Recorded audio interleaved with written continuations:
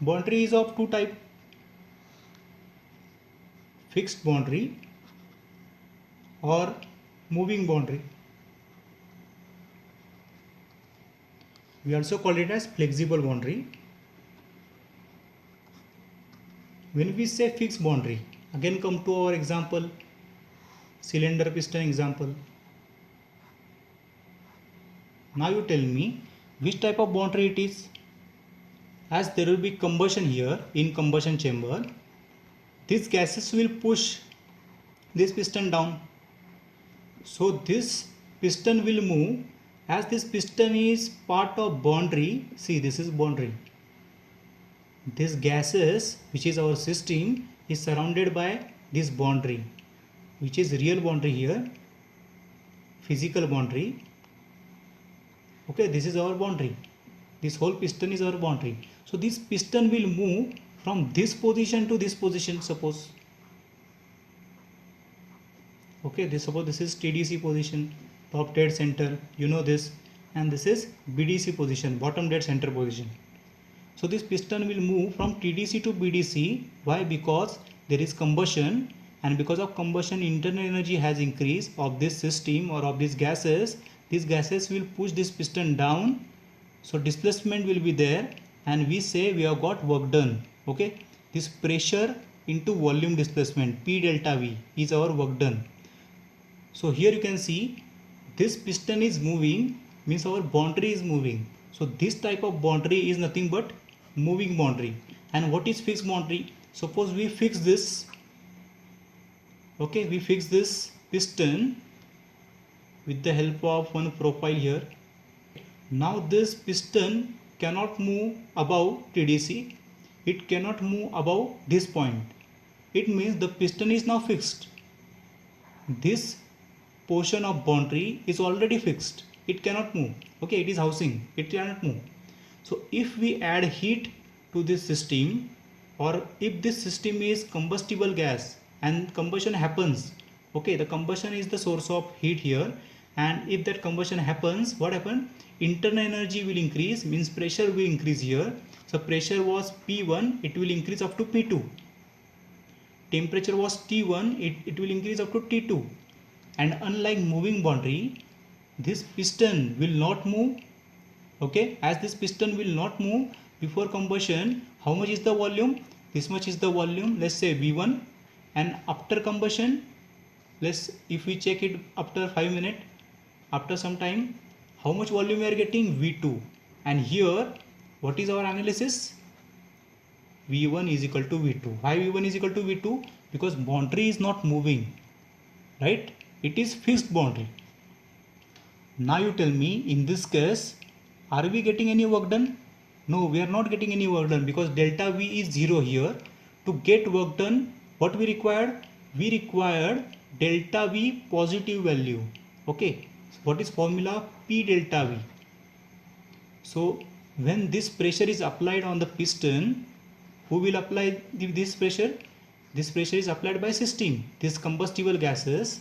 Okay, we know hydrocarbon, suppose CH4 is there in this combustion chamber, which is our system. CH4 is our system. This CH4 will get react with oxygen. Okay, so CH4 plus O2 is our system here. When these combustible gases will burn, when there will be reaction in between hydrocarbon and oxygen, what we are getting? We are getting CO2 plus we are getting water vapors. Okay, after complete combustion we are getting CO2 and H2O plus we are getting heat. So heat possessed by these combustible gases, okay, these gases will possess this heat, means it will not like here at this portion we are having all the heat in the system, here CO2, here H2O. Okay, this will not happen here. This H2O plus H2O, this H2O plus CO2 in this combustion chamber will have this heat, and these combustible gases will push this piston down and there will be displacement. But in case of fixed boundary, what happen? The piston will not move, the pressure will increase, gases pressure will increase, its temperature will increase. Okay, if this boundary is intact, perfectly insulated. Heat will not transfer to surrounding. Okay, heat will not transfer to surrounding. Heat will get intact. Internal energy will remain constant. Okay, only pressure will increase here, but delta V will be 0. So what work done we are getting? P delta V. If suppose our work done, so before combustion the position was 1, after combustion the position was 2. So during process 1 2, or during burning process, the work done what we are getting, that will be P delta V. Delta V is equal to 0. So how much work done we are getting? We are getting 0 work done here. So this type of boundary is not useful for us. If we want to obtain some work done from heat, we should not have a fixed boundary, otherwise there will be loss of work. Okay, how we are getting heat? When we use petrol, we use some combustible gases like methane, CNG gas. When we burn all these gases, hydrogen is there. When we burn all these gases, we are getting heat, and these gases are not free, friends. We have to spend some money for these gases. So if we cannot utilize what heat we are getting from these gases, then there is loss of work done and there is loss of money. That's why we have to use it properly. That is our aim in thermodynamics. We are always interested in efficiency. What is efficiency? Output upon input. So what is output here? What work done we are getting from the system. What is system? These gases. From what done we are getting from this system, and how much heat we have generated from the system after combustion of the system. How much heat we have generated? That is nothing but heat supplied. So W upon Q. So W should be larger as possible to get maximum efficiency of any system. So that is about fixed and moving boundary. We can classify this boundary as a real boundary and imaginary boundary. That is another classification. Imaginary boundary. What is real boundary? Now let's understand this with one example. Suppose we are having one centrifugal pump. This is our centrifugal pump. Okay, what is mechanism of the centrifugal pump? There is one impeller inside. This impeller is attached to one motor, electric motor. So when this impeller will run, what happen? There will be negative pressure here. As there will be negative pressure and there is positive pressure or atmospheric pressure in this side. Okay, this is delivery side, this is suction side. Suction side means this pipe is deep into well. Okay, there is one well, water well. There is water here, and we have to pull this water. Okay, and we have to supply it to suppose farms. Okay, so this impeller will rotate. There will be negative pressure and there is positive pressure here, means pressure will be high here and pressure is less here. So water will flow from high pressure to low pressure, and this water will get pulled like this. Okay, this water will get pulled and it is supplied to farms. This way it works. Now what is real boundary here? See, this impeller has casing here. Can you see that? This impeller has casing. So this is nothing but real boundary. Physical boundary is nothing but real boundary. We can see this with our eyes. Okay, so this real boundary is nothing but this housing. And what is imaginary boundary? Sometimes what happen? See, what is our system? This water is our system. We are pulling this water from this well. This well also has water. So when we analyze pressure of suppose water, pressure of water. Now which pressure you will measure, or where you will measure pressure?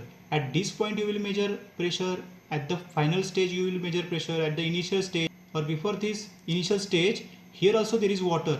So at what point you will measure pressure, or at what point you will measure temperature, volume. Okay, so what you will do, you will imagine one boundary here for thermodynamic analysis. So your analysis will be easier in that case. See, can you see this dotted boundary? So in this example, I have drawn this dotted boundary, which is imaginary boundary. So when I will measure pressure, when I will measure temperature, when I will measure volume, internal energy, enthalpy of system, I will measure properties of system which is lies inside this boundary only, this dotted boundary only. So that is our imaginary boundary. But actually my boundary or real boundary is this much, my real boundary. Okay, this housing is nothing but my real boundary. So this way we can classify real boundary and imaginary boundary. There is one another classification, that is diathermic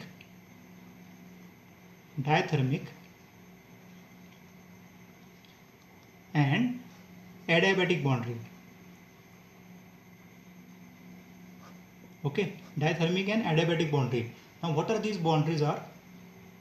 See, when we say diathermic boundary, suppose I am having one container.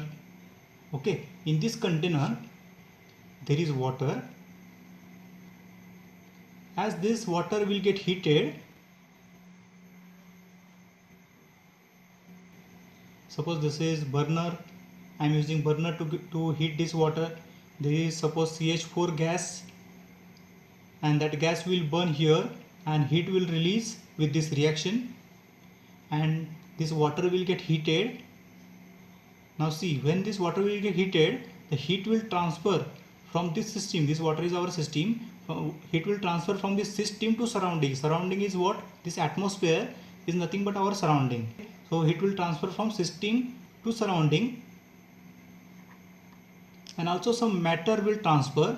This water will get vaporized and this matter will get transferred to surrounding. So there is Q and mass will transfer to surrounding. Now you can see I have kept one lid here. Now when there will be heat transferred to this water, or when there will be heat added to this water, see, the heat will transfer from this system to surrounding. Now you can see the heat has transferred through these walls or through this boundary, right? What is diathermic boundary? Diathermic means we also call it as conductive. Okay, suppose we are having one system, again let's say cylinder piston.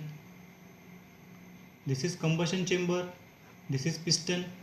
When there will be combustion inside, what happen? Heat will transfer through these walls or through this boundary.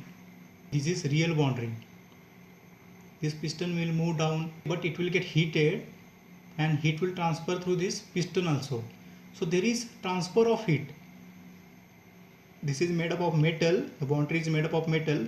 So there is always some loss, okay, loss of heat through this boundary. So this type of boundary is diathermic boundary. Heat can easily transfer from system to surrounding. See, what is system here? The gas is system here, and surrounding is, suppose atmosphere is our surrounding. So heat will transfer from system to surrounding through this boundary. Easy transfer will be there. So this type of boundary is nothing but diathermic boundary. Another boundary is adiabatic. Now what I am doing? I am going to insulate these walls.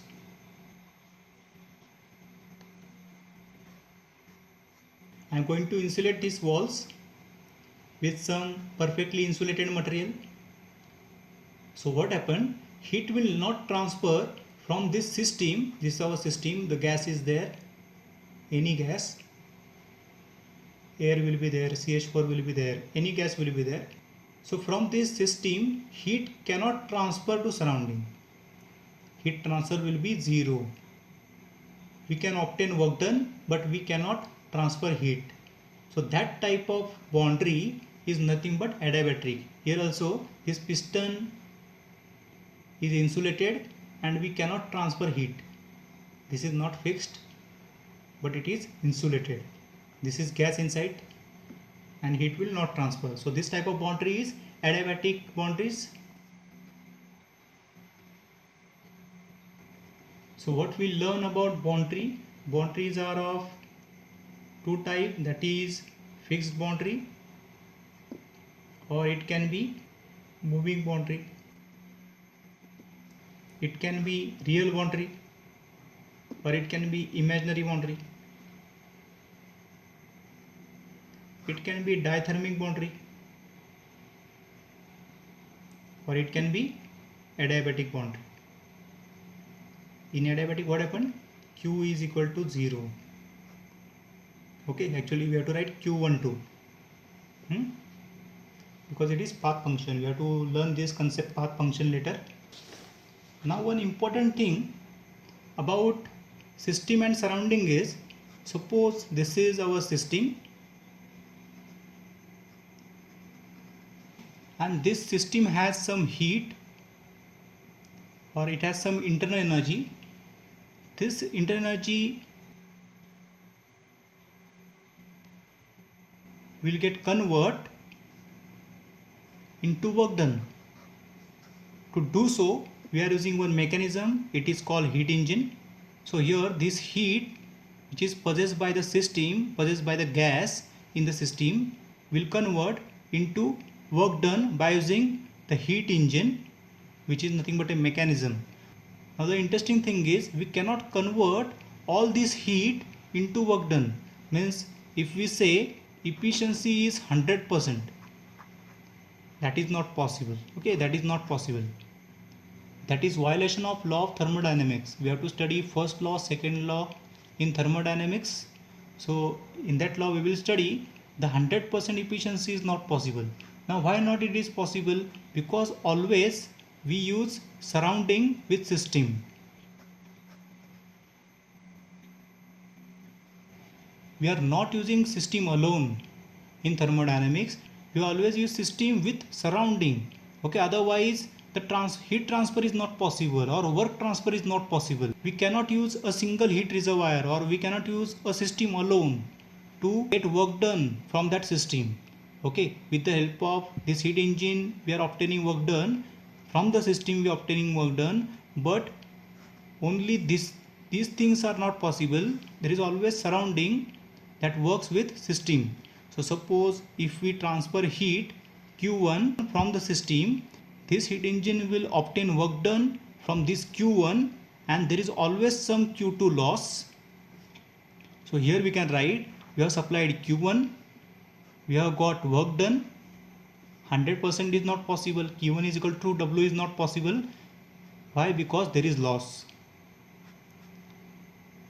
There is loss means the heat will transfer to surrounding. Okay, so always there is heat transfer from system to surrounding. The reverse is also possible. We can transfer heat from surrounding to system. For that we have to reverse this arrow. We have to do work done on the system. Means we have to move that piston our own. Okay, suppose this is our piston. Normally what happen? The combustion happen here and because of that combustion piston moves down. But suppose we have to transfer heat from surrounding to system, then what we have to do?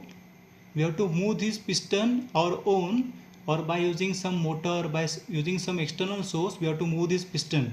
So these gases will get compressed, and as these gases will get compressed there is some heat difference, pressure difference, and heat will transfer from surrounding to system. So generally we call it as refrigerator. In refrigerator what we do?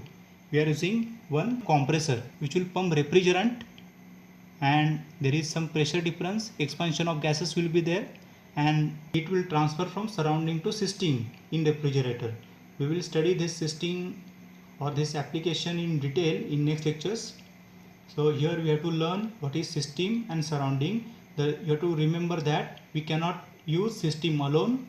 We have to use surrounding always with the system. Then only we can obtain work done. Otherwise Q1 is equal to W will be there and that will be violation of second law of thermodynamics. Okay, that we have to learn in next lectures. The 100% efficiency is not possible. So that is about system and surrounding. Also we have learned what is boundary. There is one another concept that we have to learn, that is universe. You might be know this, you have learned this in basic mechanical engineering. So what is universe? The universe is nothing but system plus surrounding. You know what is system? Suppose this is our system. Okay, this is our system and this is surrounding. System will transfer some heat to surrounding only. There is heat interaction between system to surrounding and surrounding to system always. Okay, sometimes we transfer mass also. Whatever mass will be there in system, that mass, that matter also we can transfer to surrounding. From surrounding some matter we can transfer to system. So we can transfer mass and heat. Now what is universe here? The system plus surrounding is nothing but our universe. So here we can show universe. So this is our universe. Okay. Now if you say I will transfer heat beyond this universe, that is impossible. We cannot transfer heat from this universe to anything, because there doesn't exist anything beyond this universe. We can transfer heat from system to surrounding, surrounding to system. What are the example of system? In this piston cylinder we are using gas here. Suppose we are using combustible gases, suppose we are using air. So this is nothing but system. What is surrounding? Generally we use atmosphere is our surrounding. Anything outside the system is surrounding. And when we measure properties of system only.